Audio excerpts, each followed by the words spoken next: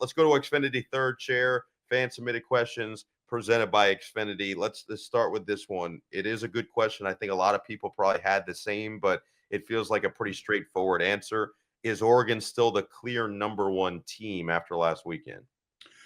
Well, I don't know what you mean by clear. I mean, I think, yeah, they're still number one. Again, I don't think anything gets tarnished from them or about them in the way they won in Madison. And again, you get to this point of the year and you're still undefeated and you are winning games where you have to gut it out on the road.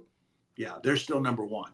But as we've said all along, there are no clearly dominant teams in college football. All right. Everybody has shown that they can be beatable. But they are the number one team. Yeah, I'm with you on that. I think there's as long as they continue to win, you don't get knocked off your pedestal just because you won in an ugly fashion. You still won. You still improved your record, 11-0 on the season. Second one this week. How crazy is it that Indiana is part of a top 5 matchup in 2024? And I actually said this earlier today. I was talking to somebody else. If I had told you before the season that by the second to last week of the year, we would have 3 undefeated teams remaining, and I said, okay, the 3 undefeated teams are Oregon. Everyone would go, okay, yeah, totally makes sense. Then I'd say Indiana, and they'd say, what? And then I'd say Army, and they go, all right, now you're just messing with me. That's our 3 final undefeated teams. So how crazy is it that Indiana's in the top 5 matchup here in 2024? It's amazing. It really is. I was on the radio show with Dan Dakich yesterday, and he's a former Indiana guy, and he says it's amazing. I mean, the fact that Indiana is playing a football game as a top 5 opponent or a top 5 team in November, it's just got the whole area of Bloomington, the whole state of Indiana, just in a complete uproar. He says, man, we're going to the game. We bought tickets to the game. My wife and I, we got T-shirts. There's a bus of people going. So again, I just hope they show up and play well.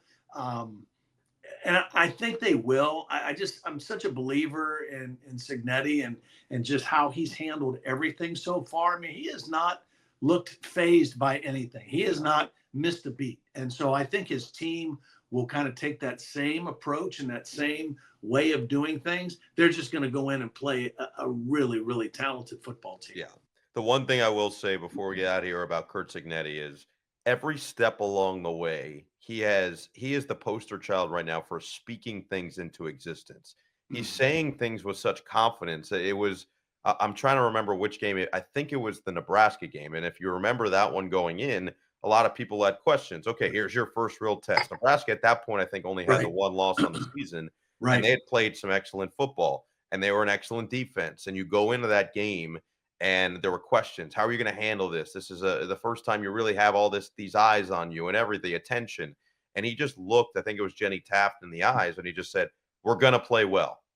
And that was it. And I think that confidence and that continuous belief in himself and his team, the guys respond. That's what stood out to me about this season. Yeah, 100%. I mean, I think the guys that he brought with him from JMU were used to it. And I think that they were able to I'm sure there were a lot of conversations in the locker room, with the players who were there that weren't with him at James Madison and saying, is this guy for real? And those guys from JMU said, oh yeah, this is who he is, man. He's like this every day. He believes, we believe. Why can't we win here? Why can't we do what we've been doing for the last couple of years at James Madison? Why can't we do that here at Indiana in the Big Ten? And sure enough, they're doing it, and they, like several teams, they went and got a veteran quarterback, Curtis Rourke. I think the other thing Curt Cignetti has done, and maybe a lot of people will try to take a page out of this book, is his whole philosophy on building a roster and recruiting and how he uses a transfer portal. He wants productivity and production over potential, right? He wants guys that have proven themselves, over a course of several years and many game reps, and say, those are the guys I want to try to build my team with. And it's worked. No question about it. Indiana picked 17th in the Big Ten preseason poll out of 18 teams. Crazy. Pretty remarkable. You can submit questions every week to the show by using hashtag Big Talk.